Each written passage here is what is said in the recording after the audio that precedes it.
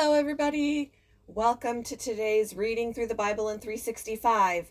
Today we are going to be focusing on Leviticus chapters 15 and 16 and Matthew chapter 27 verses 1 to 26. So we're going to get started in Leviticus with chapter 15. The Lord said to Moses and Aaron, "Give the following instructions to the people of Israel. Any man who has a bodily discharge is ceremonially unclean. This defilement is caused by his discharge, whether the discharge continues or stops. In either case, the man is unclean. Any bed on which the man with the discharge lies and anything on which he sits will be ceremonially unclean.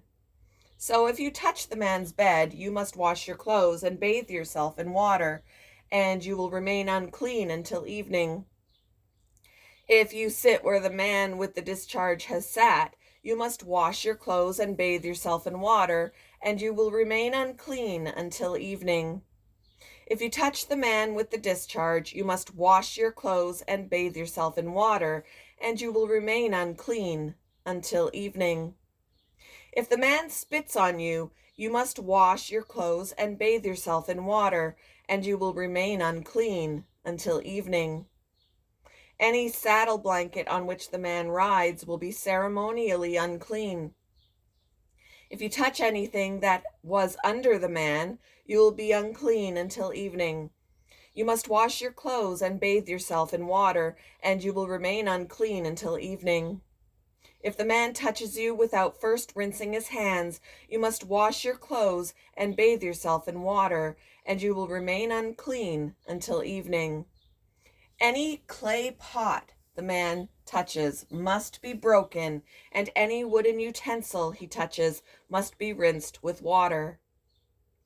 When the man with the discharge is healed, he must count off 7 days for the period of purification. Then he must wash his clothes and bathe himself in fresh water, and he will be ceremonially clean. On the 8th day, he must get 2 turtle doves or 2 young pigeons and come before the Lord at the entrance of the tabernacle and give his offerings to the priest. The priest will offer 1 bird for a sin offering and the other for a burnt offering. Through this process, the priest will purify the man before the Lord for his discharge. Whenever a man has an emission of semen, he must bathe his entire body in water, and he will remain ceremonially unclean until the next evening. Any clothing or leather with semen on it must be washed in water, and it will remain unclean until evening. After a man and a woman have sexual intercourse, they must each bathe in water, and they will remain unclean until the next evening. Whenever a woman has her menstrual period, she will be ceremonially unclean for 7 days. Anyone who touches her during that time will be unclean until evening. Anything on which the woman lies or sits during the time of her period will be unclean. If any of you touch her bed, you must wash your clothes and bathe yourself in water, and you will remain unclean until evening. If you touch any object she has sat on, you must wash your clothes and bathe yourself in water, and you will remain unclean until evening. This includes her bed or any other object she has sat on. You will be unclean until evening if you touch it. If a man has sexual intercourse with her and her blood touches him, her menstrual impurity will be transmitted to him. He will remain unclean for 7 days, and any bed on which he lies will be unclean. If a woman has a flow of blood for many days that is unrelated to her menstrual period, or if the blood continues beyond the normal period, she is ceremonially unclean. As during her menstrual period, the woman will be unclean as long as the discharge continues. Any bed she lies on and any object she sits on during that time will be unclean, just as during her normal menstrual period. If any of you touch these things, you will be ceremonially unclean. You must wash your clothes and bathe yourself in water, and you will remain unclean until evening. When the woman's bleeding stops, she must count off 7 days. Then she will be ceremonially clean. On the 8th day, she must bring 2 turtle doves or 2 young pigeons and present them to the priest at the entrance of the tabernacle. The priest will offer one for a sin offering and the other for a burnt offering.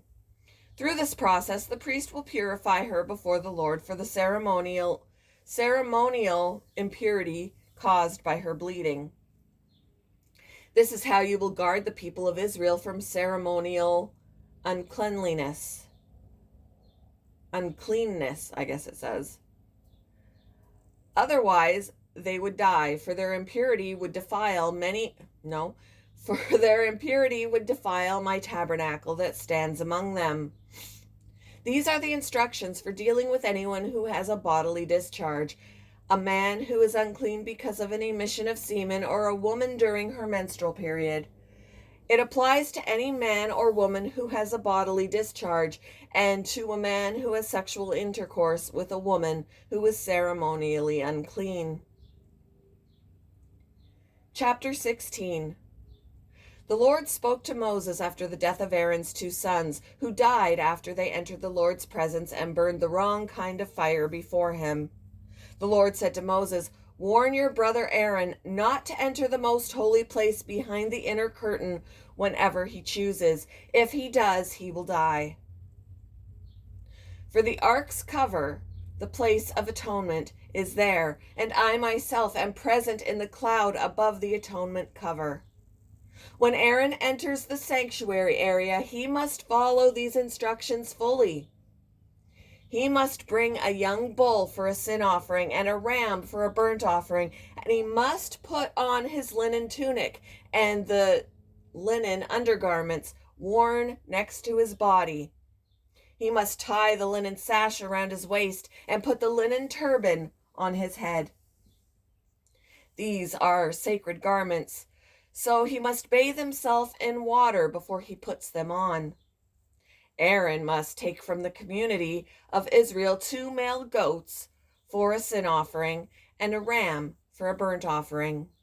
Aaron will present his own bull as a sin offering to purify himself and his family, making them right with the Lord. Then he must take the 2 male goats and present them to the Lord at the entrance of the tabernacle.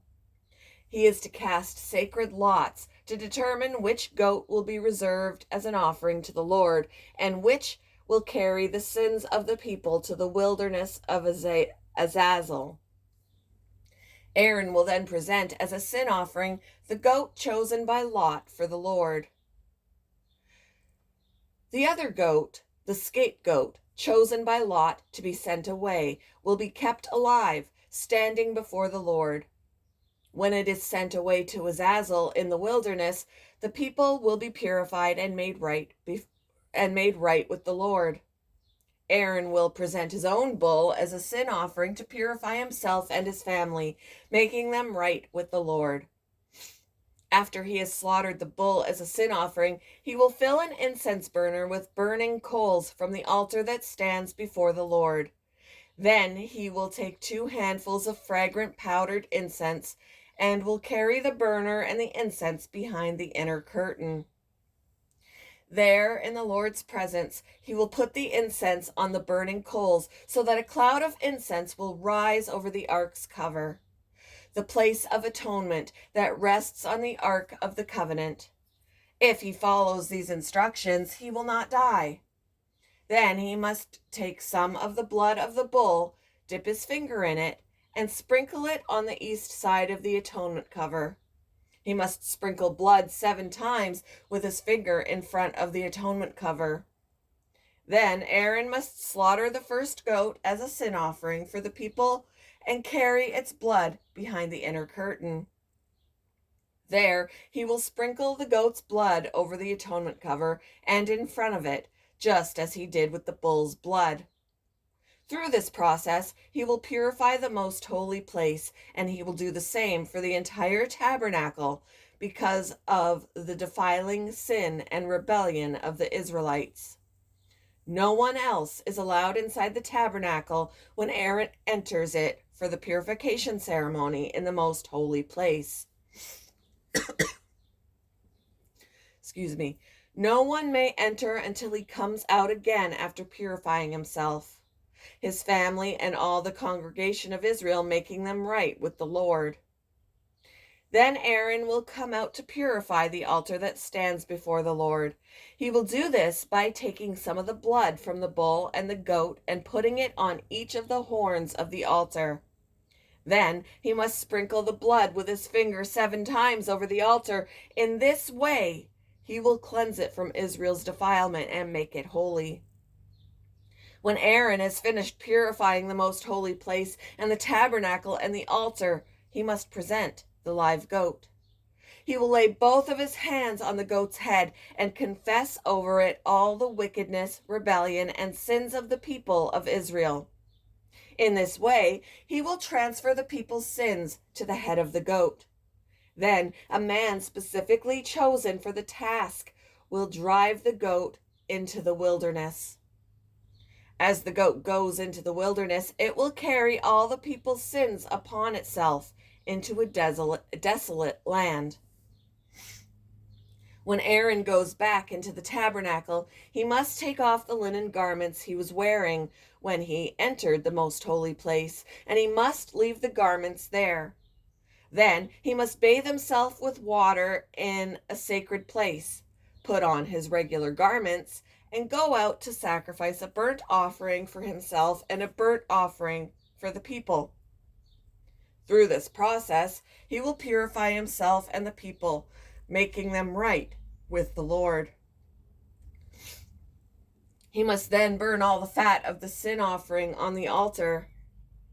The man chosen to drive the scapegoat into the wilderness of Azazel must wash his clothes and bathe himself in water. Then he may return to the camp. The bull and the goat presented as sin offerings, whose blood Aaron takes into the most holy place for the purification ceremony, will be carried outside the camp. The animal's hides, internal organs, and dung are all to be burned. The man who burns them must wash his clothes and bathe himself in water before returning to camp. On the 10th day of the appointed month in early autumn, you must deny yourselves. Neither native-born Israelites nor foreigners living among you may do any kind of work. This is a permanent law for you.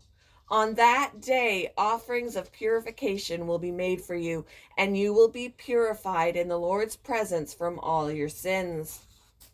It will be a Sabbath day of complete rest for you, and you must deny yourselves. This is a permanent law for you.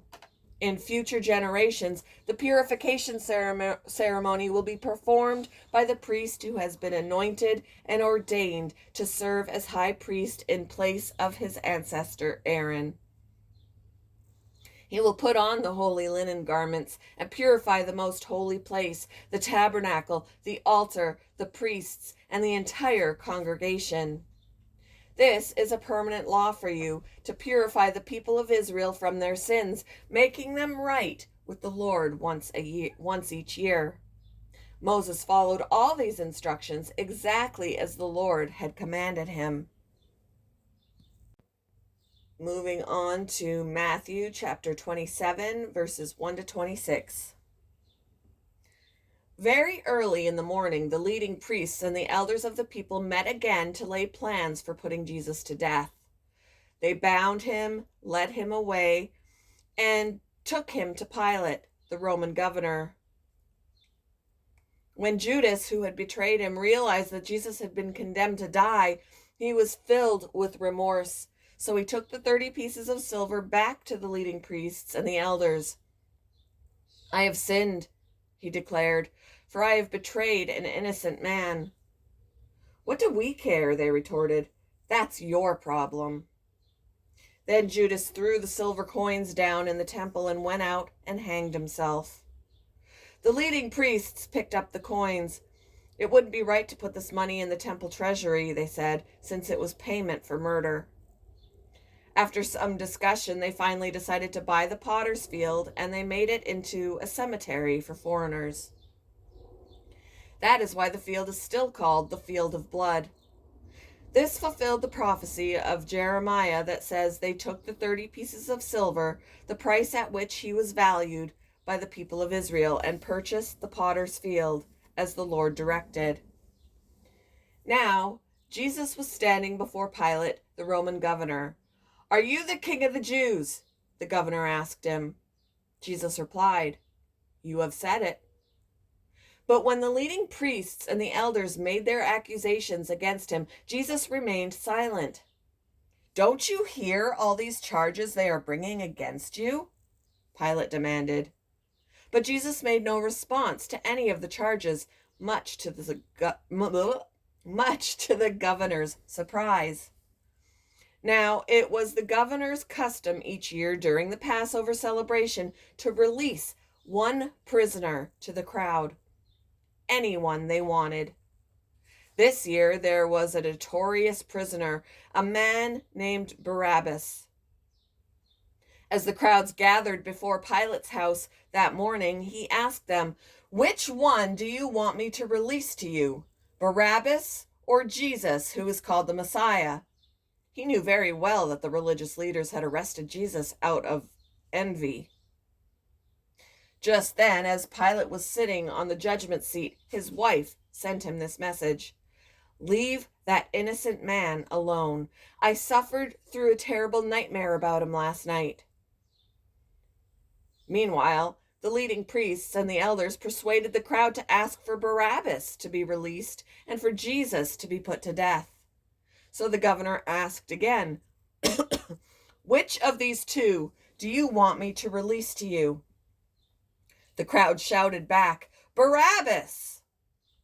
Pilate responded, "Then what should I do with Jesus, who is called the Messiah?"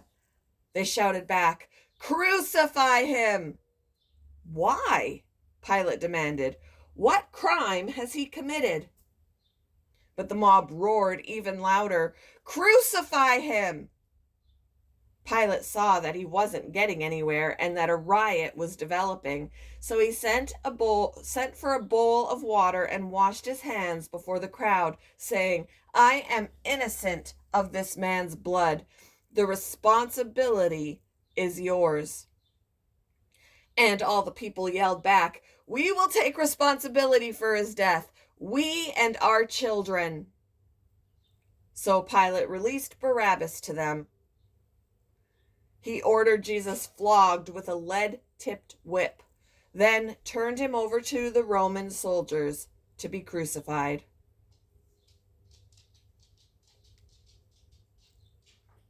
Thank you for joining me for today's reading through the Bible in 365. I hope you all have a wonderful Friday, and I will see you in the next one, guys. Bye.